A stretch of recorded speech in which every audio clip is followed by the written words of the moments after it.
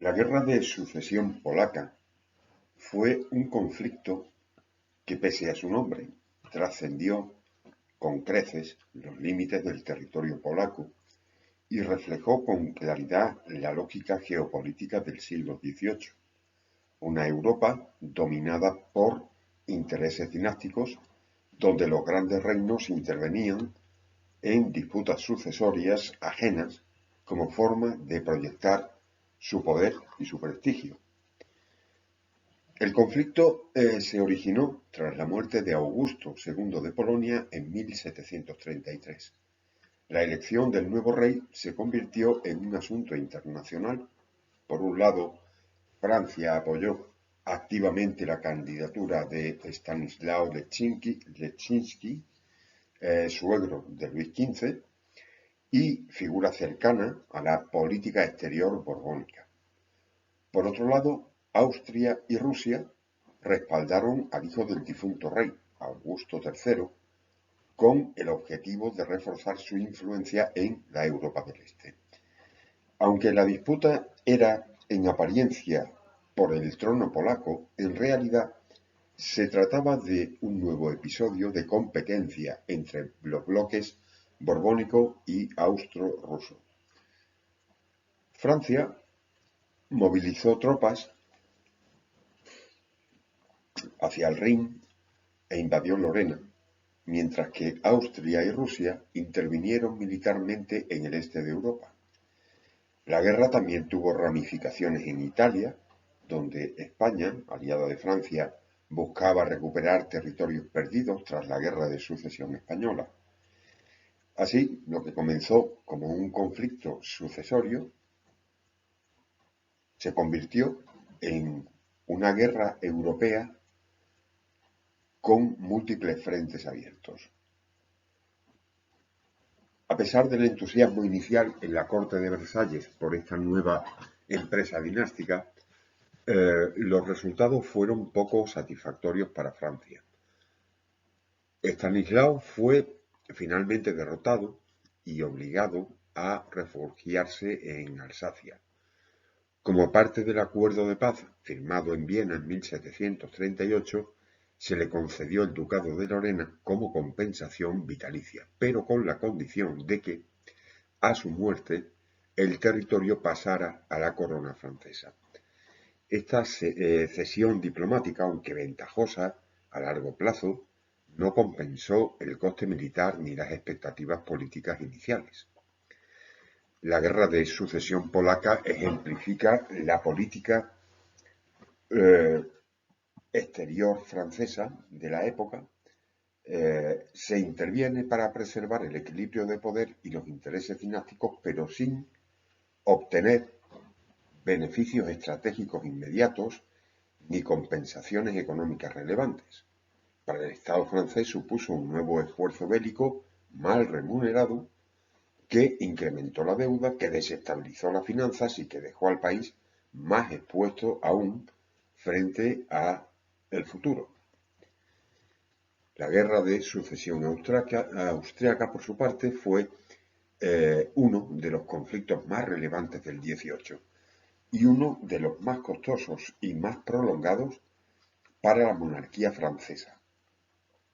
Se desencadenó tras la muerte del emperador Carlos VI y la aplicación de la pragmática sanción que permitía a su hija María Teresa heredar los dominios de los Habsburgo. Sin embargo, varias potencias europeas, entre ellas Francia, cuestionaron esta disposición, aprovechando la coyuntura para intentar debilitar a Austria y redistribuir algunos territorios. Francia se alió con Prusia, con España y con Baviera, con el objetivo de reducir la influencia de los Habsburgo y expandir su propio poder en Europa. El conflicto se extendió por los Países Bajos, por Alemania, Bohemia, por Italia y absorbió grandes cantidades de recursos humanos y financieros. La participación francesa estuvo motivada principalmente por el deseo de impedir el fortalecimiento de Austria, pero también por la intención de reafirmar su propia posición como potencia hegemónica frente a Inglaterra y también los intereses marítimos y coloniales. Sin embargo, como en otros conflictos, los beneficios concretos para Francia fueron más bien escasos. Tras años de combates muy costosos, la paz de Aquisgrán restituyó casi todas las posesiones al statu quo inicial, previo al conflicto. Francia no obtuvo ganancias territoriales significativas y en muchos aspectos su posición internacional quedó incluso más debilitada. Para el Estado francés el conflicto representó un nuevo ciclo de gasto masivo sin retorno claro de esos gastos, de esas inversiones. Aumentó aún más la deuda, agravó la tensión fiscal interna y puso de manifiesto las limitaciones estructurales de la monarquía a la hora de sostener una política exterior ambiciosa sin una economía adaptada a las exigencias de la guerra prolongada.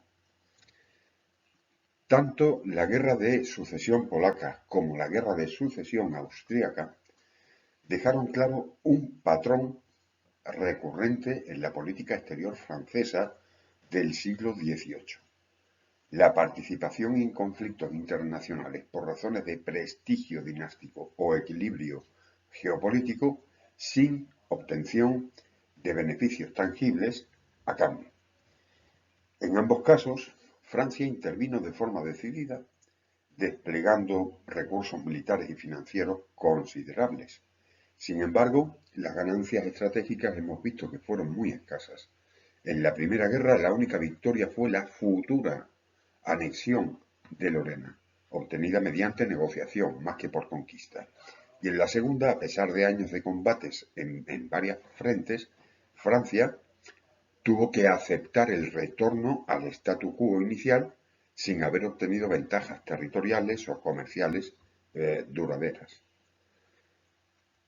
Estas intervenciones respondían más a la lógica de la diplomacia cortesana y a los vínculos familiares de los Borbones que a un cálculo racional coste-beneficio. Se concebían como gestos de grandeza necesarios para mantener el prestigio del rey y su posición en el concierto europeo, pero en la práctica debilitaban las bases financieras del Estado. El resultado, pues una creciente contradicción. Mientras la monarquía pretendía sostener su hegemonía mediante guerras constantes, su estructura económica no ofrecía medios sostenibles para financiarlas. Y así, el endeudamiento y la erosión interna se intensificaban tras cada conflicto sin contrapartidas proporcionales. Uno de los principales problemas que acompañó a las guerras de sucesión polaca y austríaca fue la incapacidad estructural del Estado francés para generar los ingresos suficientes que permitieran sostener el esfuerzo bélico sin recurrir al endeudamiento. La monarquía seguía sin abordar una reforma fiscal profunda y el modelo impositivo del antiguo régimen mostraba su obsolescencia ante la creciente complejidad financiera de los conflictos modernos. Los impuestos ordinarios, como la talla, el dixième, los derechos sobre el consumo, eran ineficientes en su recaudación y regresivos en su aplicación. Recaían sobre las clases populares, mientras que nobleza y clero se mantenían exentos por privilegio. Además, el sistema de arrendamiento fiscal, que permitía a particulares adelantar al Estado el dinero de los impuestos a cambio de su gestión, fomentaba corrupción, fomentaba abusos y reducía naturalmente el rendimiento real para el tesoro. Ante la falta de ingresos suficientes, la única salida fue recurrir a nuevas formas de endeudamiento de forma compulsiva. Se multiplicaron los anticipos fiscales, que eran préstamos forzosos que debían ser devueltos con intereses elevados, lo cual agravó aún más el problema de la deuda pública. Cada nueva guerra se financiaba con compromisos futuros sin que existiera una estrategia de retorno o de consolidación. Y así el ciclo de guerra y deuda se volvía más acelerado y el Estado perdía capacidad de acción autónoma. La paradoja era evidente. Mientras Francia aspiraba a desempeñar un papel central en Europa, su sistema fiscal permanecía anclado en estructuras del siglo anterior, incapaz de acompañar el ritmo del gasto militar ni de movilizar a todos los sectores de forma equitativa. A lo largo del siglo XVIII, la incapacidad de adaptar el sistema fiscal a las crecientes necesidades del Estado estuvo directamente vinculada a la persistencia de los privilegios nobiliarios y a la resistencia de los cuerpos intermedios y en particular de los parlamentos. Cada intento de reforma encontró una barrera infranqueable en la estructura social y política del antiguo régimen. Varios ministros reformistas, conscientes de la gravedad del déficit estructural y de la insostenibilidad del endeudamiento, intentaron aplicar medidas que ampliaran la base tributaria. Estas propuestas solían incluir la reducción de exenciones fiscales a nobleza y clero, o bien el establecimiento de impuestos más equitativos sobre la renta o la propiedad. Sin embargo, en la práctica, estas reformas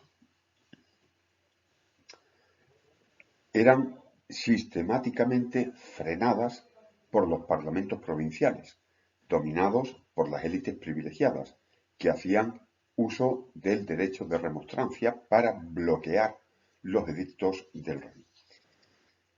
La nobleza de toga y la nobleza de espada, lejos de actuar como un cuerpo dirigente comprometido con el interés general, pues defendía sus rentas y sus exenciones como si fueran derechos naturales.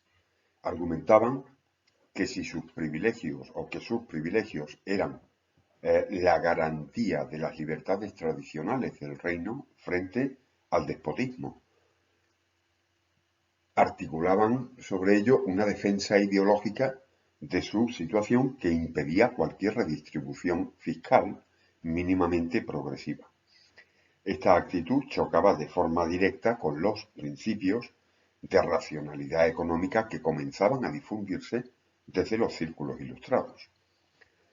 El resultado fue la imposición de un verdadero bloqueo estructural en el que, por un lado, la monarquía no quería o no podía enfrentarse frontalmente a la nobleza y, por otro, las medidas parciales generaban tensiones sin lograr resultados duraderos.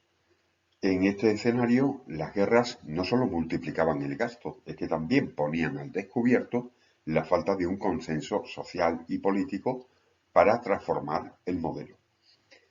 Y así el Estado quedaba atrapado entre la urgencia financiera y la parálisis institucional, mientras que la desigualdad fiscal se irá convirtiendo en una fuente creciente de malestar.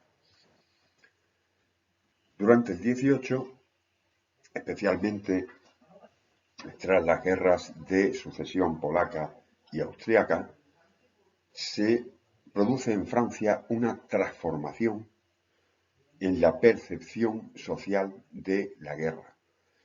Mientras que en siglos anteriores el conflicto armado estaba asociado al honor, a la gloria dinástica, a la defensa de la religión, ahora comienza a considerarse como una carga insoportable para el Estado y sobre todo para la sociedad.